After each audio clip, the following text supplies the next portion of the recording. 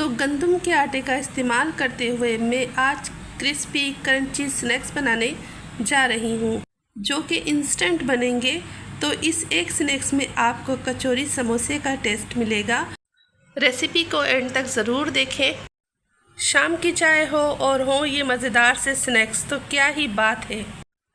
और अगर आपके घर मेहमान आ गए और उनके सामने ये मज़ेदार क्रिस्पी से स्नैक्स रख दिए ना, तो वो आपकी कुकिंग से इम्प्रेस हुए बिना नहीं रह पाएंगे और फिर इस मज़ेदार से स्नैक्स के चर्चे आपके ख़ानदान में भी होने लगेंगे।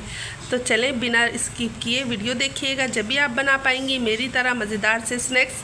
तो चलें वीडियो स्टार्ट करते हैं। बिस्मिल्लाहिर्रहमानिर्रहीम। अस्सलाम वालेकुम। जहाँ भी रहें खुश रहें, आबाद रहें, हैप्पी रहें और हेल्दी रहें। मैं हूँ आसिया शाहिद और वेलकम करती हूँ आपको आसिया किचन एंड व्लॉग 1 में। तो ये मज़ेदार स्नैक्स बनाने के लिए मैं 1 प्याली मैदा ले लूँगी और 1 प्याली गंदम का आटा ले लूँगी और इन दोनों को अच्छे से मिक्स कर लूँगी। आप चाहें तो खाली इसको गंदम के आटे के साथ भी बना सकती हैं। और इसके अंदर थोड़ा सा मैं डाल दूँगी सफ़ेद ज़ीरा, 1 चाय का चम्मच इसमें डाल दूँगी नमक और तकरीबन 3 खाने के चम्मच इसके अंदर मैं डाल दूँगी कुकिंग ऑयल और इसको हाथों से बहुत अच्छे से मैं मसल लूँगी। आप हाथों की मूवमेंट देख सकते हैं कि मैं इनको किस तरह ऑयल के साथ मसल रही हूँ। तो देखिए मैं इसको अच्छे से मसल चुकी हूँ। अब इसको पानी से हम सादे पानी से गूँध लेंगे और ना इसकी डो को ज़्यादा हार्ड रखेंगे और ना ज़्यादा नरम रखेंगे। तो मीडियम आटा जिस तरह लगाते हैं ना, उसी तरह हम इसकी डो को रेडी कर लेंगे। तो देखिए मैं किस तरह इसको गूंद रही हूँ। अब मैं चम्मच की मदद से पानी डालूंगी क्योंकि अगर मैं कप से लुढ़काऊंगी ना तो ज़्यादा भी लुढ़क सकता है। अब मैं इसको अच्छे से ना रेस्ट के लिए रख दूंगी तकरीबन 10 से 12 मिनट के लिए। अब हम इसकी स्टफिंग तैयार कर लेते हैं। तकरीबन 2 खाने के चम्मच मैंने इसके अंदर ऑयल डाल दिया है। ऑयल ज़्यादा नहीं जाएगा इसके अंदर। अब इसके अंदर मैं डाल दूँगी 1 चाय का चम्मच सफ़ेद ज़ीरा, तकरीबन 2 खाने के चम्मच में इसमें डालूँगी कुटा हुआ दरदरा सा ना साबुत धनिया और तकरीबन 1 चाय का चम्मच में इसमें डाल दूँगी नमक आप अपने टेस्ट के अकॉर्डिंग ले सकते हैं।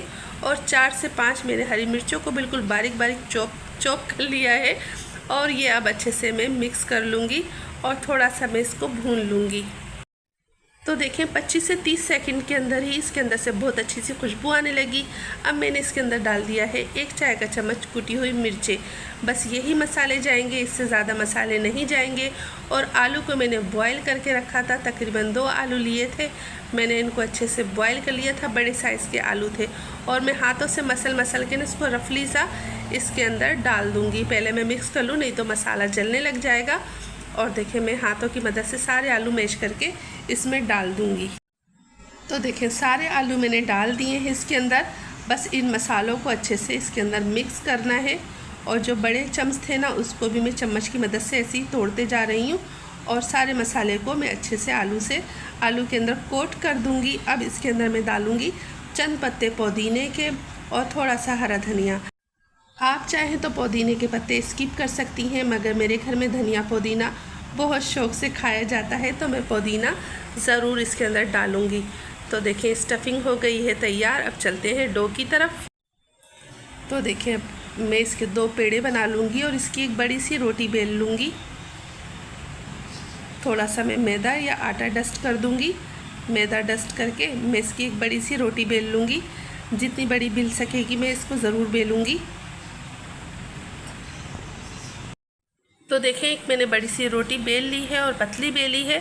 अब इसको एक गिलास की मदद से ना मैं ऐसे कटिंग कर लूँगी। अगर आपके पास ना कुकीज़ कटर वगैरह हो तो आप उससे भी काट सकती हैं। इससे गिलास से ना थोड़े छोटे कटे थे तो मैं इसको दोबारा से बेल के थोड़ा सा बड़ा कर लूँगी और ये जो एक्स्ट्रा आटा निकाला है इसको दोबारा से हम बेल लेंगे।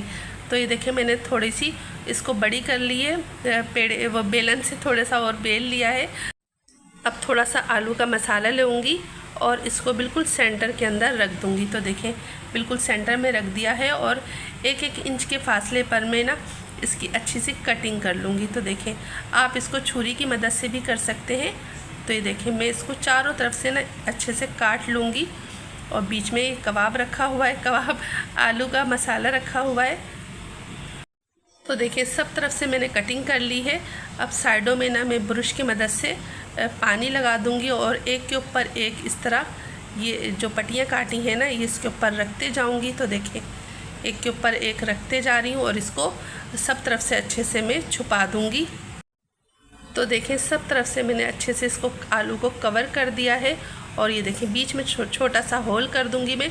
तो देखिए मैंने सारे इसी तरह स्नैक्स रेडी कर लिए हैं और फ्राई पैन में मैंने ऑयल डाल दिया है। ऑयल को ज़्यादा गर्म नहीं करा है क्योंकि अगर हम ज़्यादा तेल को गर्म कर लेंगे ना तो वो डालते ही ना डार्क कलर के हो जाएंगे और क्रिस्पी भी नहीं होंगे। तो देखें साइडों में हल्के हल्के से बबल उठ रहे हैं। तो देखें मैंने ऑयल को इतना ही गर्म किया है। अब इसको मैं मीडियम टू हाई फ्लेम पे गोल्डन कर लूँगी, क्रिस्पी कर लूँगी।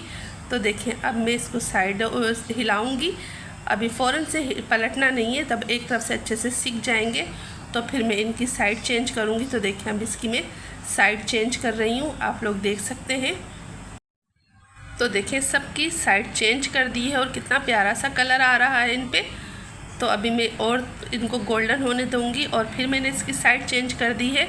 तो देखें कितना प्यारा सा गोल्डन सा कलर आ गया है। अब इनको मैं निकाल लूँगी। तो ये बहुत क्रिस्पी से बन गए हैं। अब मैं 1 बाय 1 करके ना इनको आराम से निकाल लूँगी। तेल को झटक दूँगी ताकि अच्छे से तेल इसमें से निथर जाए और बिल्कुल भी ऑयली नहीं बनी थी। अगर हम इसको लो फ्लेम करके निकालेंगे ना तो इसके अंदर तेल चला जाएगा और वो तेल पी लेंगी तो फिर क्रिस्पी भी नहीं बनेगी। तो देखिए माशाल्लाह से ये सारी फ्राई हो चुकी हैं। अब मैं डिश आउट कर रही हूँ। तो मैंने एक प्लेट में ही रहने दी है और बाकी ना सर्विंग प्लेट में लगा दी है। और ये देखें बीच में मैं चिली गार्लिक केचप डालूँगी, आप सादा केचप भी डाल सकते हैं। तो देखें होल मैंने इसलिए किया था कि इसके अंदर मेरे को केचप डालना था। तो लग रही है ना बहुत प्यारी सी खूबसूरत सी। और अब मैं मज़ीद इसको गार्निश करूँगी पुदीने के पत्तों से। तो देखें माशाल्लाह अल्हम्दुलिल्लाह हमारे मज़ेदार से स्नैक्स रेडी हैं। और बीच में रख दूँगी केचप। ये देखें आप चाहें तो इसको चटनी के साथ भी सर्व कर सकते हैं। तो है ना मज़ेदार से। उम्मीद करती हूँ आप लोगों को रेसिपी ज़रूर पसंद आएगी। और एक मैंने फिर आपको दिखाया कि देखें एक मैंने साइड में रखा हुआ है। अब चाहती हूँ इजाज़त, इंशाल्लाह फिर मैं आपके सामने हाज़िर होंगी मज़ेदार सी रेसिपी के साथ। अल्लाह हाफिज़, अल्लाह निगहबान। Thanks for the watching.